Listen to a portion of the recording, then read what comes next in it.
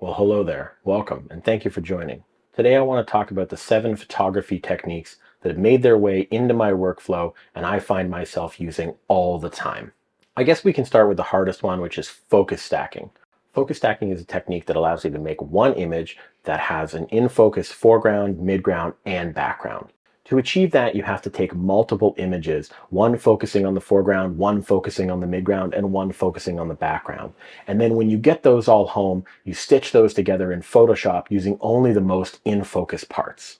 I use this technique a lot in my landscape photography to allow me to get very close to a low subject on the ground. I can set up my camera and my tripod very close to that subject with a wide angle lens, focus on it, and focus on my background and get both of those subjects in focus when I finally stitch it together. Focus stacking can be pretty daunting to begin with, but actually once you have the tools in place and you understand the process and the technique behind it, it can be very easy to plan shots that you want to focus stack and finally stitch them together in Photoshop. Let me know if you want me to do a video about focus stacking in the comments below. So the next technique is exposure blending. And actually this technique is the exact same methodology, process, and tools that you need for focus stacking, but it's done for an entirely different reason. Exposure blending allows you to expose one image for the highlights, one image for the shadows, and then when you stitch those together in Photoshop, you end up with a high dynamic range photo. And actually, if you've ever heard the term HDR, this is exactly what you're talking about. Most cameras will have an HDR setting, sometimes called bracketing, where it will take one image perfectly exposed, one image underexposed, and one image overexposed. And in your post-processing tooling, there will be a tool to allow you to merge HDR images together. Typically, I'm using focus stacking and exposure blending in the same process to be able to get an in-focus and properly exposed set of images for each of the subjects within my frame. It becomes very easy for me to mix those together at the end in Photoshop, and I can end up with extremely sharp and great looking photos at the end. The next technique that I want to talk about is something that I call creating relationships. As I continue to grow as a photographer, I've left behind some of the compositional techniques that really got me started in photography. Rule of thirds and leading lines and even the golden ratio are things that I used to strive for in all of my images. And as I continued to grow, I heard more and more people talk about telling a story, creating a scene, and maybe even main and supporting actors within your scene. And the way that I've now come to understand what I want to take in a photo is by creating and understanding a relationship between the main subject that I have and the landscape around it. And when I come across my main subject, usually I'm asking myself just one question, which is, does that subject dominate the landscape or is it struggling to survive there? Let me give you some examples. If a waterfall is slowly eroding the hillside, throwing rocks down into a cliff, pulling trees down from where they are, but creating a vibrant ecosystem in its wake, then it is dominating that landscape. Take a photo of its dominance. Take a photo of its power and all that it is doing to shape the landscape around it. In this example, a snowdrift has been sculpted by the wind. And so I show a bit of the snow rushing across the frozen lake and the harsh sun and the mountain that imposed their will on this landscape. I show that the snowbank is struggling to survive here. To apply this technique, find beautiful subjects, small and large. Observe how that subject exists in its space. Is it creating the space around it, or is it struggling to exist? In either case, show the elements that it relates to. And when finally picking your composition, you can focus attention towards your subject by including all of your subject and only parts of the elements in the landscape that it relates to. In this waterfall example, showing only the roots of this tree hints that the waterfall is the subject. In this other example, blowing out the sun and making the mountain only a silhouette draw attention away from them and towards the snowbank. The next technique that I use over and over again is called long exposure. I'm sure the term long exposure has an actual definition, but to me a long exposure is any time your shutter speed is open for long enough that it's really best to have your camera situated on a tripod.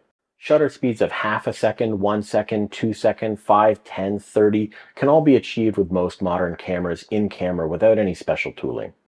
Oftentimes I'm using a long exposure so that I can let in enough light capturing a scene that's very dark with an aperture of maybe f8 or f11. And the long exposure of several seconds will allow me to get enough light into the sensor so that I can properly expose that image. I use this technique every single time I photograph a waterfall, opting for a sixth of a second or sometimes a half of a second to be able to capture the moving water in a way that I find pleasing.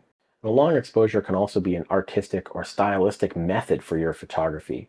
Some fine art photographers will take exposures of 5 minutes, 10 minutes, 20 minutes to be able to get streaking clouds across the sky or completely flatten out a lake or the ocean in front of them. For extreme long exposures, you need to invest in a remote cable release or a tool called an intervalometer, which will allow you to set up long exposures of 1 minute, 5 minutes, 10 minutes, or beyond. But the results that a long exposure can create for you can be very dramatic and otherworldly. Like this photo I took years ago by spinning steel wool lid on fire and setting my camera up for a 60-second exposure. The next technique that I want to talk about are the semi-automatic modes. In this case, aperture priority is what I'm using a lot. A lot of beginner and intermediate photographers will shy away from using the manual mode of their camera because it's just too many things to worry about, needing to change your aperture and shutter speed so that you can get a proper exposure for every single thing that you want to take a photo of. Well, the aperture priority mode on your camera allows you to pick an aperture on your lens and let the camera's sensor do the work to figure out the appropriate shutter speed so you can still get the properly exposed image. Manual mode is something that you will need to become proficient in to be able to grow as a photographer. Gaining the precise control that manual mode offers, you will learn everything you need to know about your camera and how to take images. But once you've done that, there's no reason why you can't go back to using some of the automatic modes to simply remove some of that overhead from your brain and focus on the image in front of you. My camera is almost always set to aperture priority mode. As I said, I'm often shooting at f8 to f11 to be able to get the subjects in focus that I want. And I usually also stamping down my ISO at ISO 100. So with my ISO locked, once I pick the aperture that I want, I'm just letting the camera pick the shutter speed that's going to give me the right exposure. The next technique that I want to talk about is called back button autofocus. And while this is a technique, it's really just a combination of camera settings. Most cameras, when you take them out of the box, will allow you to focus by half pressing and finally take a photo and fully pressing the shutter button. And this works in a lot of scenarios, but it doesn't work in every one. Back button autofocus, as the name implies, removes the focus step from your shutter button and gives it to a button on the back of your camera. This allows you to hold that button in order to get in focus, let it go, and take your photo maybe minutes later. In my landscape photography, I'm often setting up my composition with my camera on a tripod, being able to lock down the focus, and then waiting for the light to be right to take my photo. And sometimes I want to be able to focus on a single part of the photo and then zoom in and look around the rest of the frame to figure out what else is in focus so I can use my focus stacking later. This setting is so common for most professional photographers that actually my camera comes with a button that says AF on in case this is what you want to be able to set it up to do. Back button autofocus can also be very good for portrait and wildlife photographers, and you can hold this back button autofocus to keep your focus continuous and track your subject and use the shutter only when you want to be able to take a photo of that subject. I'll mention also that back button autofocus works for me and works for other people, but it may not work for you. The last technique that I want to talk about today, I call enhancing atmospherics. It can be tempting when editing your photo to add a lot of contrast to all the different layers and elements in your photo. But this runs contrary to the way that the atmosphere affects light and the way that your eyes perceive distance between objects. The next time that you look out over a large vista where there's objects that are close to you and objects that are very far away, take note because you will see that the objects that are very close to you, the dark colors in that scene are very crisp, very contrasty, but the further and further and further away the subject is, the more muted its colors look, specifically in the darker tones. And this is caused by the atmosphere scattering the light that's coming from those distant objects, and your eye picks up on that to gauge the distance between you and that subject. You can take advantage of this on any editing software that allows you to use a brush or a selective edit to make changes to small parts of your scene. It can be done in a number of ways, but typically I use two in combination. In Lightroom, I'm able to raise the blacks, and also I can take down the dehaze, both of which will change different parts of the light spectrum, but both of which will give you more atmospheric distance in your object. When you add this effect to your image in the background and a little to the midground, your eye perceives that image as being deeper and longer, adding depth and separation between the subjects in your frame.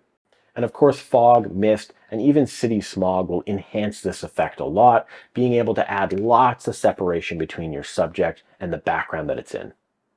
I hope you get a chance to use any of these techniques that I went over to make your photography better. Let me know in the comments if you'd like to see me do a video on any of these. I would love to go in depth about any of these techniques and more anytime in the future. Thanks very much for watching. Bye for now.